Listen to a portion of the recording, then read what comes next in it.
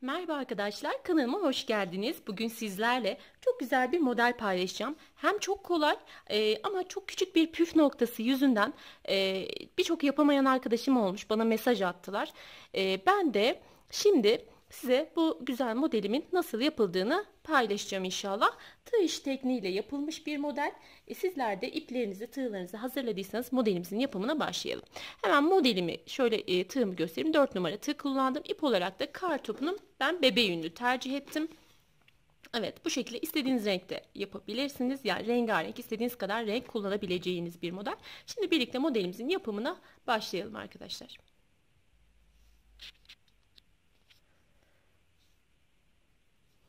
Evet, şimdi beyaz ipimle başlıyorum.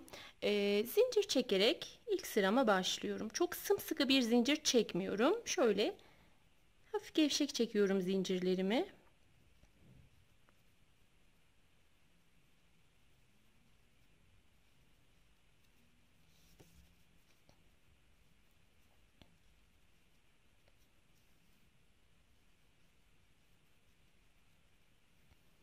Evet, bu şekilde bu kadar zincir yeterli.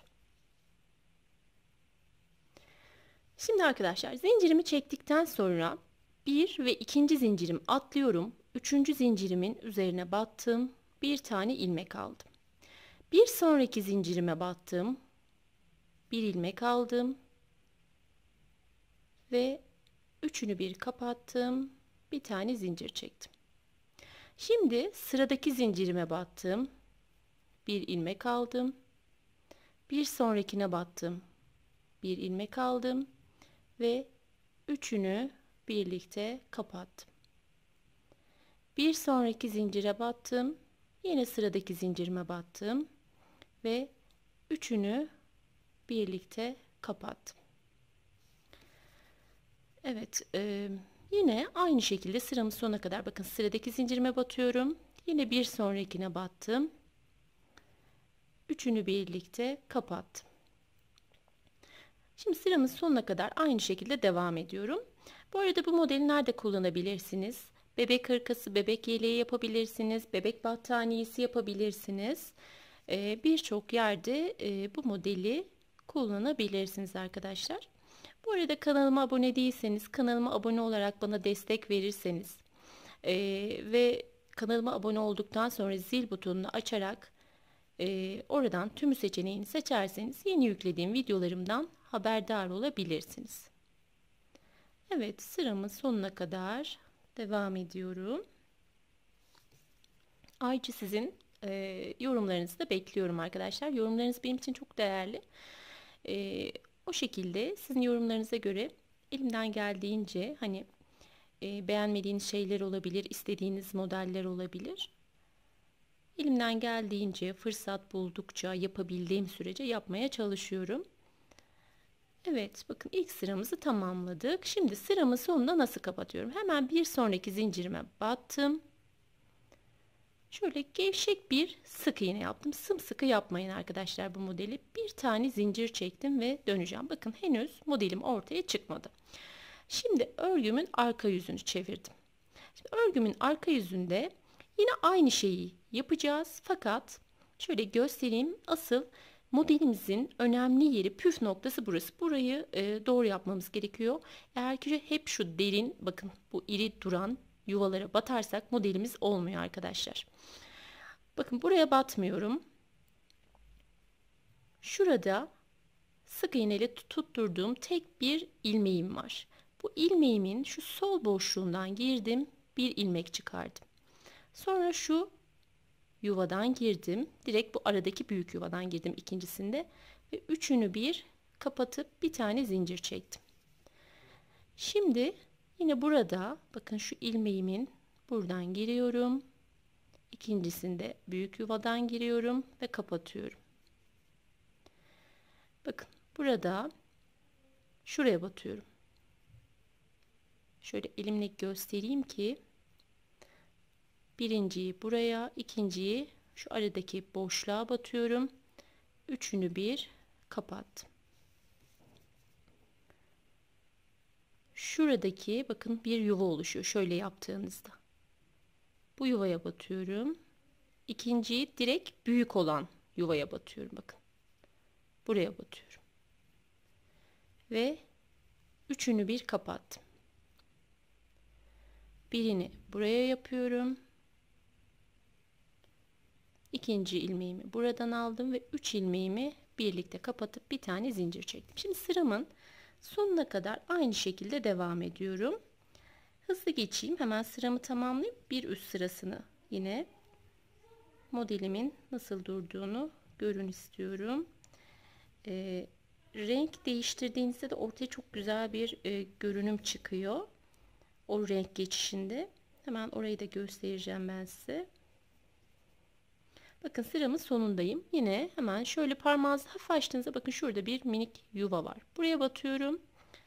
Sonra şuraya batıyoruz arkadaşlar.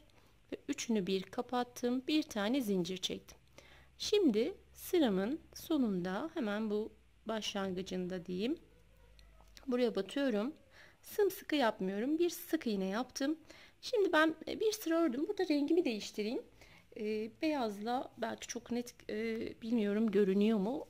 Elimden geldiğince de yavaş bir şekilde anlatmaya çalışıyorum. Evet, bakın. Rengimi değiştirdim.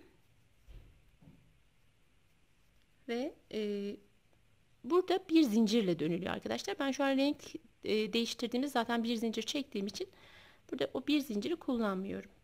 Şimdi bakın. Burada yine aynını yapıyorum. Şöyle açtığınızda bakın şuradaki iri olana değil, büyük geniş duran çok belirgin yuvalar var. Bakın şuralar. İlk etapta ona değil, direkt şuradaki tek ilmek var. O tek ilmeğin arasına. Sonra geniş yuvaya battım ve üçünü birlikte kapattım. Birinci de buraya batıyorum. Sonra şuradaki yuvama battım. Üçünü bir kapattım. Birinci buraya, ikinci de geniş yuvama battım. Üçünü bir kapattım.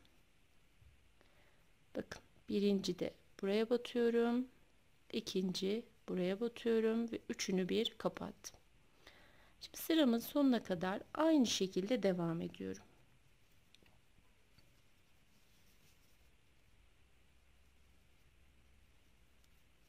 Eğer ki arkadaşlar hep bu iri yuvaya batarsanız bakın son battığım aynı yere batmıyorum. Eğer ki buraya aynı yere batarsanız model ortaya çıkmıyor.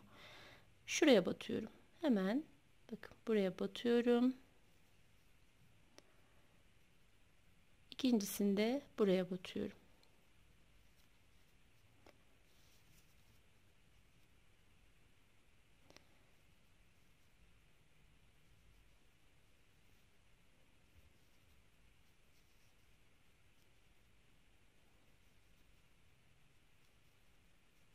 Evet. Bakın üçünü birlikte kapattım. Sıramın sonundayım. Birinciyi buraya batıyorum. İkinciyi hemen şu bakın şuraya hemen yani zincirle dönmüştük ya arkadaşlar. Hemen o zincirin dibine şu boşluğa batıyorum. Ve üçünü bir kapattım. Bir tane zincir çektim. Hemen kenar kısmına da sık iğne yaptım. Bir zincir çekip döneceğim. Bakın modelim kendi göstermeye başladı. Özellikle şu aralardaki çizgiler modele çok farklı bir hava katmış. Çok hoş göstermiş. Şimdi bir tane zincir çektim ve döndüm. Bakın bu geçiş yeri arka yüzünde muhteşem duruyor. Bunu eğer ki ne yapmak istiyorsunuz? Örneğin yelek yapmak istiyorsanız ön yüzüne getirirseniz modeliniz bilmiyorum ben çok beğendim. Daha hoş duruyor. Farklı bir hava kattı dediğim gibi. Evet buradan tekrar devam edelim. Bakın şurası önemli püf noktası burası arkadaşlar. Şu büyük olan yuvaya değil hemen şuraya batıyorum. Bir ilmek aldım. Sonra ikinci de normal geniş duran şu direk yuvalarımız var bakın. Bu geniş duran yuvaya battım ve üçünü birlikte kapattım. Şimdi birincisini buraya batıyorum. Bakın tığımızın başına dolamak hiç yok. Tıpkı sık iğne yapar gibi. İkinci de şuradaki geniş duran yuvaya battım. Üçünü birlikte kapattım. Birinciyi şuraya battım. İkincisini buradaki geniş yuvaya battım. Üçünü birlikte kapattım. Birinciyi buraya battım. İkinciyi buradaki geniş yuvaya battım ve üçünü birlikte kapattım. Şimdi yine aynı şekilde devam ediyoruz.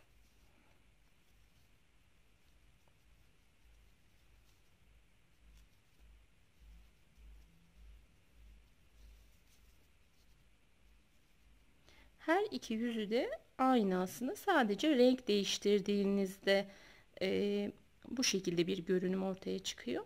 Yoksa çift taraflı kullanabileceğiniz de bir model. Örneğin hırka yapıyorsanız tığla birleştirerek çift taraflı kullanabilirsiniz. Ya da yelek yapıyorsanız sıramın sonunda hemen kenardaki zincirimin üzerine sabitliyorum. Bir tane zincir çekip döneceğim. Evet, şimdi modelim bu şekilde arkadaşlar. Ben büyük bir parçanın üzerine yapıp size modelimin nasıl durduğunu göstermek istiyorum. Evet, bakın modelim bu şekilde. Burada az önce gösterdiğim ipleri, videonun başında gösterdiğim renkleri kullanarak yaptım. Farklı renklerde nasıl durduğunu görün diye ben bu şekilde yaptım. Beyazda da aslında gösteriyor ama kamerada bilmiyorum. Biraz beyaz renk hani parlar. O yüzden çok model belki kendi göstermiyordur diye. En çok hardal sarısında kendini çok güzel gösterdi. Ve gül kurusunda diye düşünüyorum.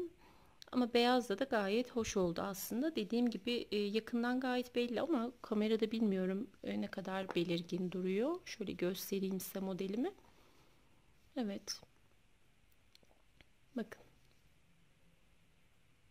Görünümü bu şekilde. Aslında minik minik böyle çiçek gibi de bir duruşu var. Dediğim gibi battaniye yapımında, yelek modellerinde her yerde bu modeli kullanabilirsiniz. Tığ işiyle çok basit bir model gördüğünüz gibi. Herkesin yapabileceği bir model. Sadece minicik bir püf noktası var modelimizin. Az önce gösterdiğim gibi o iri boşlukları değil. Hemen şuradan hani umarım anlamışsınızdır. Umarım anlatabilmişimdir diye hani ısrarla tekrar ediyorum. Hani yaparken takılmayın diye. Şurayı tekrar bir daha göstereyim ben size arkadaşlar. Bakın. Şurada ilk başlarken bakın iri iri yuvalar var. Şöyle açıyorum ki şöyle çekelim. Açıyorum ki daha net görünsün diye. Şuradaki iri yuvalara değil şuraya batıyorum. Bakın şöyle. Şu elimi altına tutayım ki. Evet bakın buraya batıyorum. Bir ilmek aldım. Daha sonrakinde iri yuvaya batıyorum. Ve üçünü birlikte kapatıp bir zincir çektim. Bakın. Şimdi bu son battığım yere değil. Hemen şurada bir ilmeğim var. Bakın burada tutturduğumuz ilmek sık iğneyle. Buraya batıyorum. Ve bir sonraki yuvaya battığımda bakın üçünü bir kapattım. Üç ilmeği. Bir de tığımızın üstündeki ilmeğimiz var. Böyle yaptığımızda bakın bu aradaki çizgili duran kısım oluşuyor. Ve modeli asıl gösteren o. Şöyle göstermek istiyorum. Evet. Umarım yapabilirsiniz arkadaşlar. Yine takıldığınız bir yer olursa bana sorabilirsiniz. Beni dinlediğiniz için çok teşekkürler. Hoşça kalın. Kendinize iyi bakın. Sağlıcakla kalın. Başka videolarda görüşmek üzere.